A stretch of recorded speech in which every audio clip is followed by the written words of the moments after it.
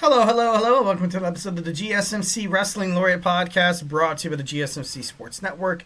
I'm your favorite wrestling fan here, Eric Rodriguez, every Monday night live, 8 p.m. Pacific time, 11 p.m. Eastern time, here to talk about the greatest thing in the world, professional wrestling. Hope you guys had a great WrestleMania weekend, WrestleMania week, to be honest. Hope you guys had a great Easter with you and your loved ones. Hopefully the kids got everything that they desired inside that Easter basket. Hopefully the Easter Bunny did not leave a couple of eggs that he will forget about. But then at the end of the year, I remember, I think this is like a parenting 101 kind of thing. I kind of steer away from hiding the real eggs because we usually dye the real eggs the Saturday night before. And it's all good, but the kids really like it when they go out there and they they're searching for eggs that the Easter Bunny laid out, and then they see the ones that they created themselves, and they're like, "Oh my God, that's so cool!" But then sometimes and it happens to every parent out there, you forget about it, So I think it was 2-3 years ago. It was I think it was like August, which is terrible. And then I noticed my couch started it had like this weird, just a stench. It wasn't really rotten eggs, which is crazy because you think eggs would smell like rotten eggs. It was like just this different stench that I was like, what the hell is going on? I looked under the couch, didn't find it. Looked under the couch, looked under the entertainment center, and then I checked the couch cushions, and I was like, what the hell is going on? And then I think the egg, when, obviously people, repeatedly sit on the long sofa, 3 cushions, so, 3 people can sit on it at the same time. Somewhere, some way, it got wedged all the way in the back, and then, lo and behold, we found that real Easter egg. So, definitely, if you're, hope you guys found all those eggs. But we're here to talk about professional wrestling. Obviously, big ass weekend. It was great. The WrestleMania roast I heard was good, but probably is not wise to see the light of day. The Hall of Fame, obviously the Hall of Fame, the Slammies. There was a bunch of stuff that went down this weekend, and it was pretty badass. So we're going to get on into it. We're going to get on to absolutely everything. But first, we're going to talk about WWE NXT Stand and Deliver. We got WrestleMania Saturday Night Talk. We got WrestleMania Sunday Night Talk. Then we're going to talk about 3 stars that might be joining or that are, already signed contracts. We have 3 stars that are joining WWE in the near future. And then we're going to talk about, in our 5th and final segment, Samoa Joe recently has been, he was in an interview with Chris Van Vliet, I believe that's his name, and he named his team name Mount Rushmore. I no disagreements with Joe or anything like that, but, just want to talk about the history of TNA, just want to talk about, some of his picks, and then we're going to talk about some sleepers that maybe might as well, wind up on that list. So make sure you guys stay tuned for the end of the show. But we're going to go ahead and dive on into the meat of it. But before we go on into anything super duper contour, we're going to talk about the tips and donations link or the super chat. Whether if you got a burning question or hot take in terms of the world of professional wrestling, just know at the GSMC Sports Network, we are dying to hear what you guys have to say. Get anything, share anything you guys have on your chest in the chat. Questions, hot takes, absolutely anything in terms of the world of professional wrestling. Your voice will make a difference, so don't be shy. Drop your thoughts inside that chat. And if you really want to make sure your comment, question, or concern gets noticed on air, why not use that super chat? Go ahead and, tap that $sign, which guarantees anything you guys put inside that little chat box is going to be featured, talked about, maybe even debated about, take place of a segment on a show. 1,010%. Just want to make sure you guys are absolutely active. Just make sure when you're watching a wrestling podcast or when you're watching a wrestling stream, I know like a lot of, sometimes the comment section, could be flooded, but just know on this podcast, everything you guys put inside that chat box is going to be recognized, talked about, and, just want to make sure you guys feel absolutely included 1,010%. Plus the super chats obviously keeps, the support for this channel. We definitely rely on you guys because, we have a whole bunch of passionate podcasters who love sports and obviously, they live, they breathe, they die sports, and, they're going to give you awesome sports content 5 days a week, Monday through Friday. So make sure you guys like and subscribe to the show so you guys can continue getting the content that you guys love so damn much for absolutely free. We are super grateful for each and every one of you guys who joins us here daily on the GSMC Sports Network. Your support makes all the difference. So hit up that super chat. Go ahead and Superman punch that like and subscribe button to the show. And let's get this party started. So, without further ado, let's go ahead and talk about our first segment. We got WWE NXT Stand and Deliver, which was good.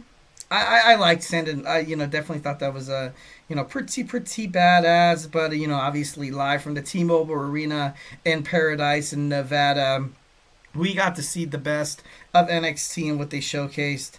It was, okay, let's go ahead and start. First and foremost, we have the pre-show. We have the pre-show elimination match. We had the Meta Girls taking on Fatal Influence, Doling Paxley against Roxanne Perez and Cora Jade. Sorry. It was a good match. Obviously, Roxanne Perez, Cora Jade, not really seeing eye to eye. I want to see these two girls go at it like in a feud. I would, much rather prefer that than, them tagging with each other.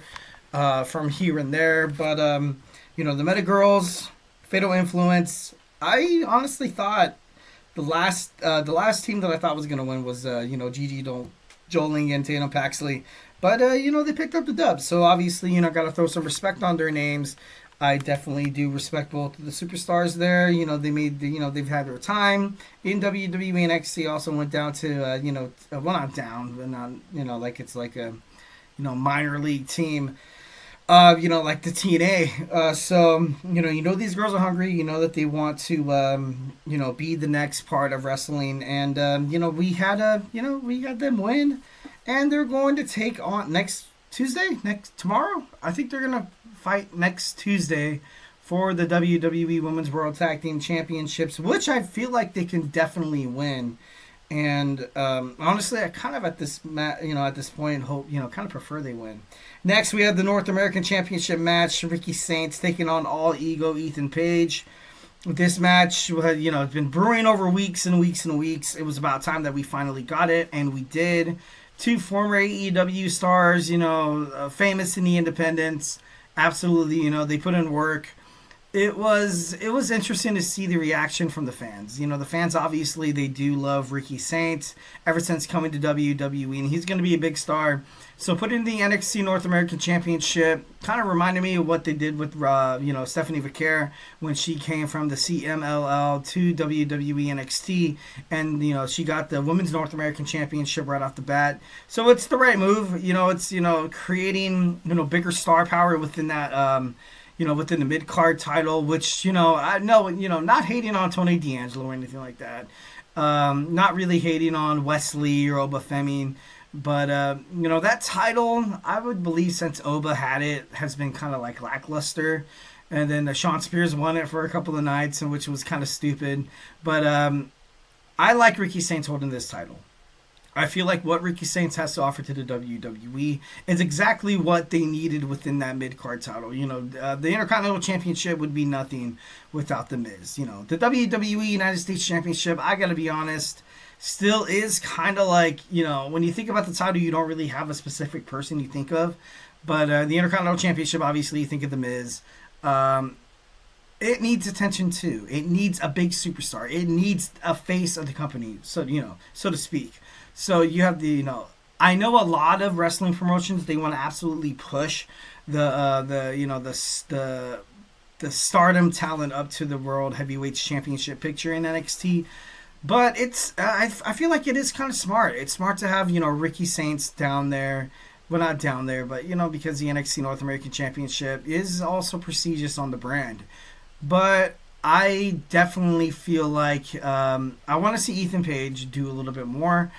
I honestly would love to see him on the main roster. I do. I feel like he's kind of accomplished everything in NXT. He's in a way because he was a former NXT World Champion. I feel like he kind of did, help the push of Ricky Saints. So, I feel like right now, draft coming up, maybe a first round pick, maybe round one, pick one. Raw selects Ethan Page would be pretty badass. So, but overall, great match. It was a nice little storytelling match. But Ricky Saints is the, still NXT North American Champion. Thought that was pretty badass. Fraxium takes on Hake and Tank. And I gotta be honest, I absolutely hated this match. I thought it was, you had so many different tag teams come along the line that you're like, oh my god, this tag team would be way better than Hank and Tank to win. Not hating on Hank and Tank. I'm not trying to throw shade on them at all, but like they're versatile to a point. They kind of remind me of like the Nasty Boys of the early WWF days. But Fraxium and Nathan Frazier were so excited to watch in the tag team division. WWE NXT General Manager Shawn Michaels definitely has to, kind of pick and choose his battles here. Be like, okay, so now I'm putting the tag team titles on Hank and Tank. Fraxium, I don't want to see them split up, although I feel like they ultimately will be. I would love to see them drafted by Raw. SmackDown, although SmackDown kind of dropped the ball in terms of the WWE Tag Team Championships heading toward WrestleMania 41, I want to see Fraxium be good. I don't want to see them apart. It's bad for WWE if you split these two superstars apart. Hank and Tank on NXT, yeah, they can represent the championship for once in a while, here and there. But, you have OTM knocking on their door. You have the Coling as well. It's only a matter of time. And that's what ultimately shapes my perspective on this tag team division in WWE NXT, because I feel like, and honestly this is my opinion 1010%, that they kind of gave Hank and Tank the tag team titles because I feel like they kind of built Fraxium up too hardcore, like to the point where nobody can beat them, and it damn well might as well been that exactly. So you have Hank and Tank, they'll hold on to the titles for at least a month and a half. They're gonna rebuild that NXT tag team division, and obviously you have Swipe Right from WWE Evolve, and all these young rising stars that are going to make it in the tag team division. But, the tag teams in NXT have been, kind of failures, and it kind of sucks to say. I feel like maybe, Dark State, maybe they get involved in the tag team division and they claim all the titles. But, furthermore, I just hope that Fraxium winds up on WWE Raw, because that's just a perfect spot for them. 1010%. All right, now we have the next match. We have the Women's North American Championship match. It was good. It was good. It was good. It was cool to see Thea Hill kind of get all crazy, because that's kind of her overall persona ever since she left. Well, not left, but ever since, Chase U kind of went under. They were like, okay, so how is NXT going to depict Thea Hill from now on? She's no longer part of Chase U. She needs this new badass, absolutely like thrill, addicted to adrenaline kind of persona. And, we got that. We got that 1010%. I would have preferred seeing the title on Thea, or, once again won by Kaylani Jordan. But we got Ruca. And Ruca, I was hot on Ruca. I feel like she should have been the inaugural WWE NXT Women's North American Champion. I'll go to my grave thinking that. I feel like she should have won the first time. Second time, she won the Women's Speed Championship, which the Speed Championship, let's all face it, it's it's kind of a joke. It's kind of a joke, and I'm not sitting here in front of you guys saying that it's a joke because I'm trying to be an arsehole or anything like that. It's the fact that WWE has made it to the point where who cares? It's on their X, it's on their X app, it's on their, it's streaming live. Maybe that could ultimately, be within the ties of WWE, Elon Musk and stuff like that. But, not getting political, you don't have these women walking around with the title. You never saw Candice LeRae with the Women's Speed Championship. You didn't see Andrade. You didn't see Dragon Lee with the Men's Speed Championship. So, it's WWE doesn't care. Why should we care? Why should we care 1010%? So then they put the title on Ruca. I feel like the tag team between her and Zarya is damn near pretty much ended. which makes, it's kind of baffled because you had all this time to kind of build up that chemistry between her and Zarya, and the fans, because polar opposites attract. You had them kind of like invested. I want to see Zarya and Sol Ruca as the WWE Women's World Tag Team Champions, but we're not going to get that. We're not going to get that because Sol Ruca is the new WWE NXT Women's North American Champion. Maybe they're going to fight against each other, which is, all cool and grand and stuff like that. But I don't know. I feel like maybe their niche would have been more in the women's tag team division. Maybe I'm wrong. Maybe 2 months down the line, I'm like, oh, Sol Ruca. And I'm not trying to dispute that. Not trying to dispute that whatsoever. That Sol Ruca is not going to be an amazing singles champion. Definitely not. Definitely not doing that. I wanted that from the beginning. Didn't get it. Sucks, but I guess we're getting it now. Maybe like a better late than never, but then again, maybe like, it's too late to apologize. So there's a different number of narratives that are kind of floating around ultimately. But, Sol Ruca is our new NXT North American champion, Women's North American Champion holder. So congratulations. Definitely love that. Next, we have the D'Angelo family taking on Dark State. This was easily a match that Dark State was going to win. The brawl started outside the ring, which is, pretty cool. I love the fact that Dion Lennox is absolutely just crazy. Absolutely crazy. And this is something that needs to happen with Dark State to be relevant in WWE NXT. You kind of had a faction like Retribution. Maybe the fact that they had a leader, maybe that if you're trying to introduce a new, tandem or a tag team within WWE, having a leader ultimately will cripple it, kind of. The Shield never really had a leader, although Dean Ambrose was kind of the mouth. And, the Retribution obviously had Mustafa Ali, which, X Division champion, which, he had a good run. 205 Live, Cruiserweight champion. You have the smallest guy representing your brand is not really the best thing. I definitely love the fact that Dark State won this match. Much love to the D'Angelo family, but it seems like Stacks might be heading out of the D'Angelo family, which is kind of ultimately kind of upsetting. All right, next we have the WWE NXT Women's Championship. The main event, 4 absolutely blockbuster women in the WWE as we speak. Jaida Parker, I thought did a fantastic job in the match. I definitely loved the way that she performed. But Stephanie Vaquer, she overcome the odds. Julia, Jordynne Grace. I would, you couldn't give the title back to Julia. You can. You shouldn't have. It was X. She was injured, took some time off, came back. A lot of people kind of depict her as the heel. I didn't really see that. Stephanie Vaquer is a well-deserving champion.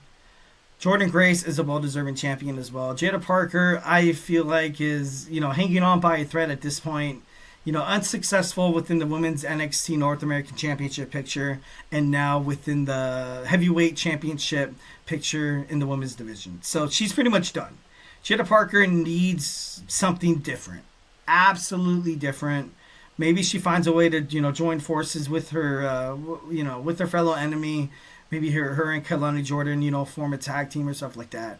But If Jaida Parker doesn't find a storyline pretty soon, she's going to wind up on a train out of WWE and be released just like that. And it sucks. Where has OTM been on NXT? Nowhere to be found. So sad to say it, but we will probably find these 3 NXT superstars out of NXT once their contracts expire, which sucks because you kind of have the future in front of you. Jordynne Grace, Julia, Stephanie Vaquer, WWE draft right around the corner. Who's going to pick up who? 3 hot tickets right there. And I'm not, not trying to be awkward. In the ring, they're professional. Just the wrestlers. Just the wrestlers don't think like that. Julia would do wonders in WWE Monday Night Raw, challenging Io Sky, another Japanese amazing women's wrestler. would be absolutely crazy to have a main event heading towards SummerSlam. Doubt they'll try to make it toward Money in the Bank or Backlash. Maybe Julia wins the Money in the Bank briefcase. Maybe Becky does. I would kind of hate if Becky wins the case. Being honest, I'm not a Becky hater, but I don't know. I would rather see somebody from NXT like Roxanne Perez. Roxanne Perez straight up screams Miss Money in the Bank. By the way, I would love to see her win that. But Stephanie Vaquer retains the WWE Women's NXT Championship, which is pretty badass. All right, we got the main event. I do not know why this was the main event. Kind of bothered me. You had the men's triple threat match. Obviously, Obafemi, defeats Siobhan Evans and Trick Williams to retain. I really honestly didn't know, why did they make this the main event? I thought this should have been, out of all the matches, match number 2 or 3. You should have had the women's NXT, North American Championship ladder match main event. No, you know what? I feel like the women's match should have definitely main evented 1,010%. Obafemi retains. So, Trick Williams, he got his rematch. He's done. He's going to try to... I feel like he will be drafted. Siobhan Evans, young, done. Tried to pander to the fans. Unsuccessful. He needs a heel turn. He needs character change because he can't go out and be like, that boy, bouncy. It's cool. It's cool 1,010%. And I do love Siobhan Evans. But overall, something needs to change. Something needs to change 1,010%. Siobhan Evans, once when Trick Williams is off of the NXT roster, a new babyface or another heel needs to be emerged because I feel like ultimately Ethan Page will be drafted as well. And now you got Ricky Starks. Ricky Starks is a babyface, and Obafemi, he's not a babyface. He's not a bad guy. So it's going to be interesting to find out what NXT does. Or maybe they're waiting for some new acquired talent to kind of ultimately decide on what's going to happen. But, all in all, NXT Stand Deliver, it was good. I give it a 7. I give it a 7 stars out of 10. All right, guys, don't go anywhere. We got WWE WrestleMania Saturday talk. So grab your favorite snack, grab your favorite ice cold beverage, and join me here in about 25 seconds. So, hey, do not go absolutely anywhere.